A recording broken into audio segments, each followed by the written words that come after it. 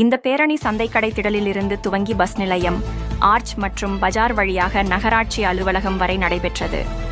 பேரணியில் முப்படை வீரர்களுக்கும் பிரதமர் நரேந்திர மோடிக்கும் நன்றி தெரிவிக்கும் விதமாக கையில் மூவர்ண கொடியை ஏந்தியபடி ஊர்வலமாக வந்தனர்.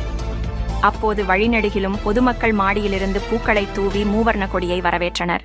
இந்த பேரணிக்கான ஏற்பாட்டினை பாரதிய ஜனதா கட்சியின் திரு சுரேஷ் பாபு அவர்களும் திரு ரவி அவர்களும் சிறப்பாக செய்திருந்தனர். அக்கட்சியின் மாநில பொதுச் செயலாளர் திரு பொன்வி பாலகணபதி அவர்கள் பேரணிக்கு தலைமை தாங்கினார். மேலும் அக்கட்சியின் நகர்மன்ற உறுப்பினர்கள் துரை சரவணன், பானுமதி, சுந்தர்ராஜன், நாகராஜன், சண்முகராஜா, முத்துலிங்கம், செல்வேந்திரன், இளங்கண்ணன், குமார், ரமேஷ் பாபு, முரளி, பிரபு, பிரகாஷ், கார்த்திக் சேதுபதி, பிரவீன், சிவராம், செந்தில், விமல், யுவானன், கவிபிரகாஷ், ஹரி, ரேணுகாதேவி, உபகாரம், கலையரசி, கமலா மற்றும் ஏராளமான பாஜக நிர்வாகிகள், கூட்டணி கட்சியினர், பொதுமக்கள் என ஏராளமானோர் கலந்து கொண்டனர்.